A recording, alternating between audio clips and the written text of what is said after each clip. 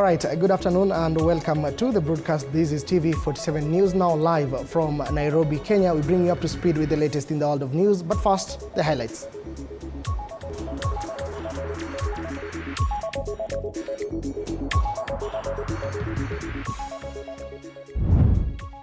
Mount Kenya residents have been urged to welcome President William Ruto as he tours the region next week. Rais wetu atakuja kutembea Mount Kenya.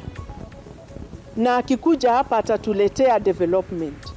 Tukimkataa ataenda kwingine. A section of Catholic bishops have faulted the government, insisting that the country is not on the right track. Nchi yetu imeharibika kwa sababu ya ufisadi. Communities across Kenya have been encouraged to embrace their cultural heritage and maintain the richness of their traditions. Mwacha mila ni mtumwa, so sisi vijana tunataka turudie mila za kitambo ambazo zitaweza kutusaidia. Once again, welcome to the broadcast. My name is Moige William. We start off matters politics, whereby there is the woman representative for Nyandarua has urged Mount Kenya region to work with the current administration in efforts to complete the already started development projects as promised by the head of state. She castigated politicians who claim that Mount Kenya region was targeted in the recent changes on the House Committee by saying the seats are not reserved for anyone.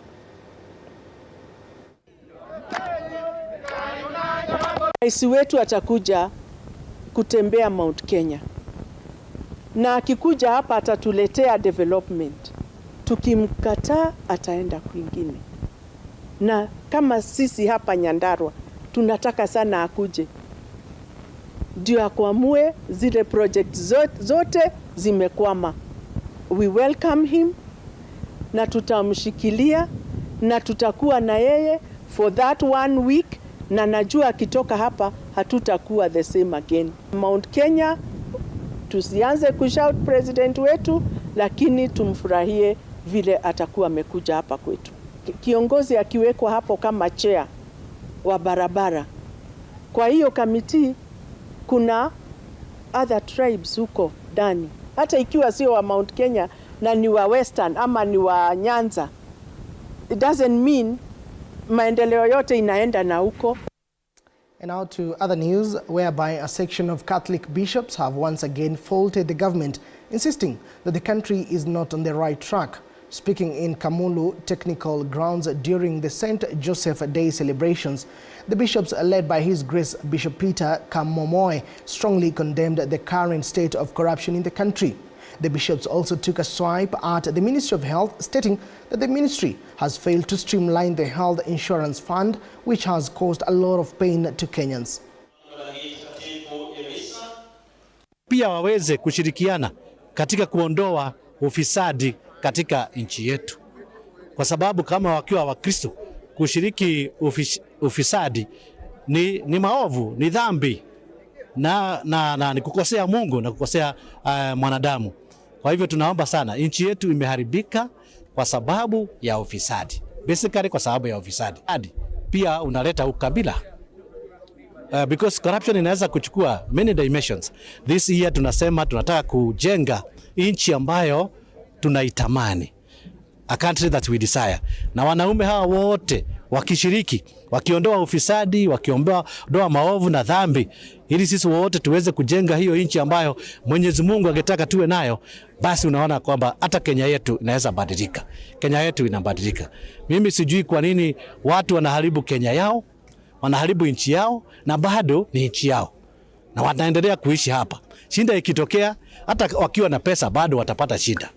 Na tugoje tuone. And the People's Liberation Party leader Martha Karua has called for national solidarity, stressing that the liberation movement needs to be led by shared values as enshrined in Article 10 of the Kenya's Constitution, which is also the foundation of global faith traditions. Speaking while celebrating Ugandan political activist and poet Sam Mugumanya at the launch of his poetry collection in Nairobi, Karua condemned systemic oppression in Kenya and Uganda, citing abductions of activists like Dr. Kiza Besije and his aide Haj Obeid Lutale, the disappearance of 36 Ugandans from Kisumu, and what she called Kenya's flawed policies, such as the Social Health Insurance Fund, that is SHIF, education capitation, and student loan revisions. The best option was for me to leave. Because the situation in one country, it has been demonstrated, affects our neighbors. So bad policies in Kenya causing Ugandans to languish and suffer in jail. Besigye is still in jail. The court-martial was found unconstitutional by the court, by the Supreme Court, but those very charges have been taken now to a civilian court. How you can found charges on unconstitutionality is a debate that will have to be had in the Ugandan courts. I'm hoping that I get granted a license a second time. On a more concrete level, we support liberal democracy and the rule of law. We advocate a free and social market economy and, last but not least, respect for human rights. In Kenya, this work has meant that we once had to leave the country. We shift gears. Innovation and sustainability in agriculture, health, fintech and manufacturing took center stage at the third CEO Conclave and Investors Roundtable.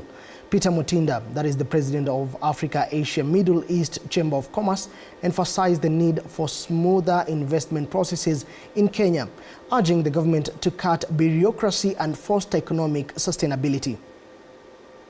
Sustainability is only applicable if both parties are benefiting. And what I mean is, when foreigners come to invest in this country, they should not be coming here to take advantage of us. Like, we know our GDP, we know our export-import is already skewed against us. The balance of trade is already skewed against us, having more imports than exports. Yeah, but if these countries, like let's say Vigo, let's say Japonica, the countries, the entities from foreign countries we've had today, if they come and open their entities here, they start manufacturing from here. They can employ our youths, the locals from here. We are democratizing both industries, the health industries and agriculture industry. We know that Africa will nourish the world, and Kenya will lead this movement. And this event has been very successful, a lot of new contacts, and also very good questions. The Institution of Engineers of Kenya has embarked on a groundbreaking artificial intelligence training for its members, a move necessitated by the rapid evolving technological world. The institution's president, that is Shama Kiteme, underscoring the urgency of equipping engineers with cutting-edge skills in AI, bioinformatics and quantum engineering to secure their relevance in a rapidly changing industry. The training is part of a bold initiative under the World Federation of Engineering Organizations, which seeks to train 100,000 engineers across Africa. We do understand that AI has come in to impact a lot of things we do as engineers.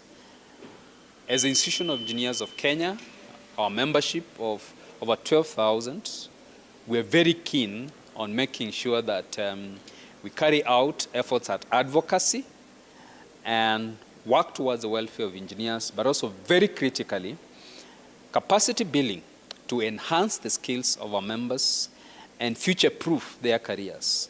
AI is disrupting everywhere, it's disrupting everything. And we have just seen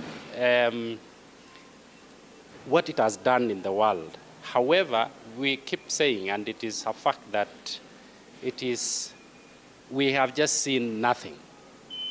In the next 20, 30 years, AI will show us things we have never imagined.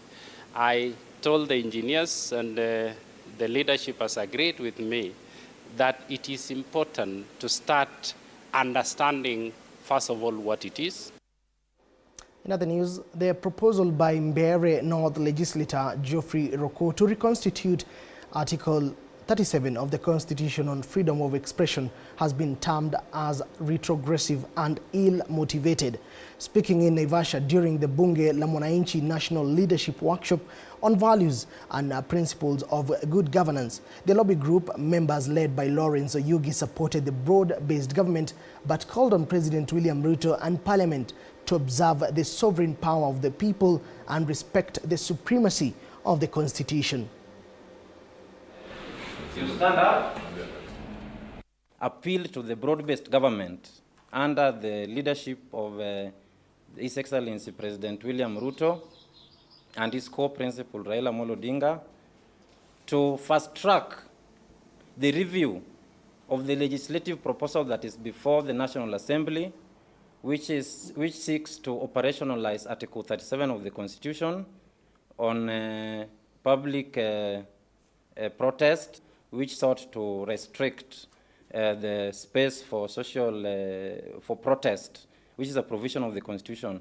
So we are appealing to national leadership to review that law, that bill, so that it does not restrict the space for activism in Kenya. Siku hizi sisi wanabunge, wanaharakati, tukienda maandamano, tunafungwa, tunashikwa, tunawekwa uhoga, na katiba inaturuhusu that Article 37 that every citizen is entitled to present petition to public authority.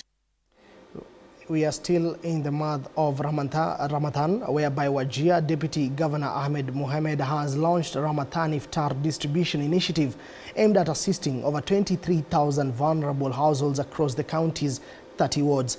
During the launch, Deputy Governor Mohamed assured residents that the distribution process will be fair, free and transparent. The Deputy Governor reaffirmed the county's dedication to uplifting the less fortunate and urged the community to embrace the spirit of sharing and unity throughout Ramadan. The program is part of efforts to support struggling families during the holy month of Ramadan. We are cruising through the mid of the holy month of Ramadan, a month of near absolute devotion to Allah, a month of spiritual nourishment, a month where we do and compound our efforts to perform virtues, but equally eschew any effort to do anything vices.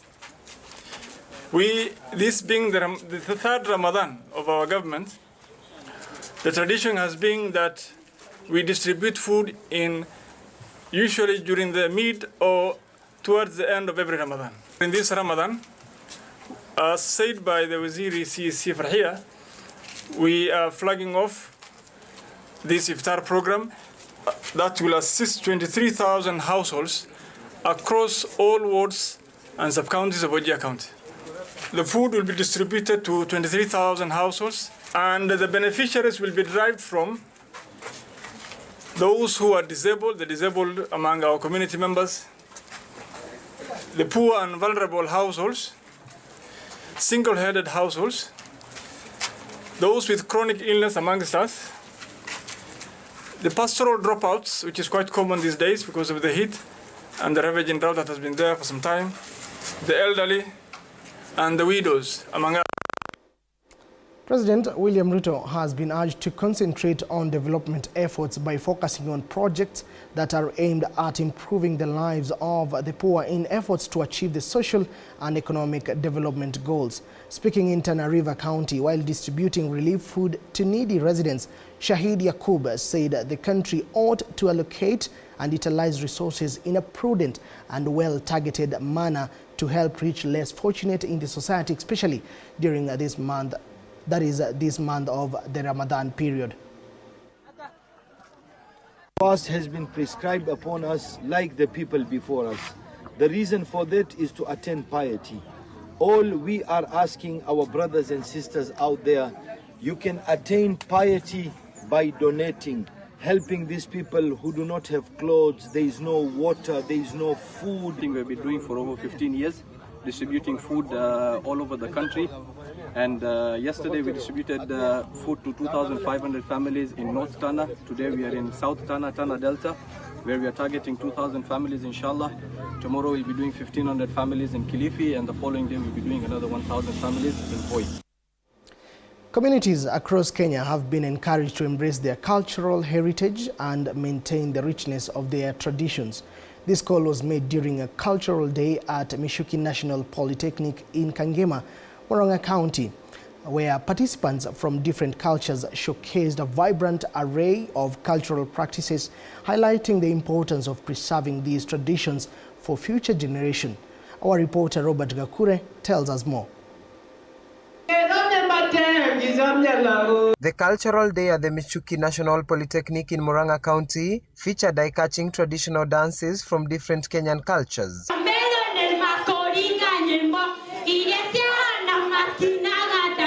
Attendees being treated to performances that celebrated the unique rhythms and movements of various cultural groups. A delightful array of traditional foods offered a taste of Kenyan culinary diversity, hence educating participants about the significance of cultural practices. The cultures are being reflected by performances like traditional dances, music, drama, African cuisines, and hospitality skills. These are reminding the students of their different cultures so that they learn and also participate in what entails in their culture. Emphasis made that Kenya's rich cultural heritage has long been a major attraction for tourists, and that maintaining this cultural richness is essential to Kenya. Na youth ambao ni very young people, they can be able to showcase their cultures, and then they can also be able to earn. Wazungu wanakuja kuona tamaduni wetu, wanakutembea huko kuona wanyama. So our culture attracts so many things. The youths were cautioned against the allure of modern and digital practices that could lead to a disconnection from their roots, and instead encouraged to celebrate and actively participate in their cultural practices. Culture inasaidianga people from going out of their mila na desturi zao. Mwacha mila ni mtumwa, so sisi vijana tunataka turudie mila za kitambo ambazo zitaweza kutusaidia. The celebrations aims at creating a tomorrow through technology, art and culture. Robert Gakure, TV47 from the Mishuki National Polytechnic, Murang'a County. Thank you, Gakure, even for the dance. Now, different women groups across Kitui County have benefited with vaccinated 1-month-old chicks from the Ministry of Agriculture and Livestock. The ministry has given out 1,600 chicks to the groups which have been doing poultry farming in the county. Speaking in Kitui County, Principal Secretary for Agriculture and Livestock Development, Jonathan Moige, said that the government will connect poultry farmers with the national and international markets to expand their businesses. Na tumelete vifaranga 1,600 za 1 month old, zimekuwa vaccinated na viko na afya mzuri, ndio tusaidie hawa vikundi ya kina mama wakuwe na capital ya kufuga mambo ya kuku. Wametuambia pia soko ndio wanatafuta yayo kuku, na nilikuwa na furaha sana kwa sababu hapa kabla tukuje huku tulikuwa tushatengeneza soko ya kuku. Watu wa Kenchik, watu wa Quality Meat Packers wamekuwa wakishinda kwa ofisi yangu wakiomba soko ya kuku, na nimeambia hawa machea lady na viongozi ya vikundi hizi za kufunga kuku kwamba wakilea kuku kwa standard mzuri, especially hii breed ya improved kienyeji, hizi groups zinaweza inuka sana kwa sababu hiyo ndio standard soko inataka. Tumeletewa breed ambayo ni nzuri sana, ambayo tumeambiwa kwamba imefanywa research, na tunatumai ya kwamba itaweza kukua haraka. Ametuahidi ya kwamba atatutafutia soko. Kwa hivyo kuku hawa wetu ambao tulikuwa tunalea, tunapata ya kwamba wale ambao wanatununulia 300, sasa tumeona ya kwamba tutapata mwangara. State and non-state actors have been called for, or rather have called for, a concerted effort in addressing the gender-based violence across the country. Deputy Inspector General of Police, that is Gilbert Masengeli, speaking during Nanyuki Polycare one-stop shop that fights against sexual gender-based violence, highlighted that an estimate of 13% of women and 34% of men experience sexual gender-based violence by the age of 15 years. Additionally, their research also shows that there has been an increase in femicide cases, with at least 578 cases reported last year. It's alarming on the SGPV status in Kenya. because the statistics show that 13% of women have experienced sexual violence, and that 4% have at least faced physical violence since age 15. The only way to support survivors is to reduce this cost. To reduce the cost of having to travel, the cost of accessing justice, the cost of dignity. And all of us want to heal and recover in dignity. How much more survivors of sexual and gender-based violence? The Polycare Centre here in Nanyuki is already a model, an example, as the DIG and others said, for the whole of Kenya. So I wanted to come and see it for myself. And so this issue of gender-based violence, we need to look at it in a bigger perspective, and that's why we are very, very grateful today on behalf of the great people of Laikipia County. We don't take it for granted that you are here today coming up with the Polycare, because this is it will be a game changer for many of our people.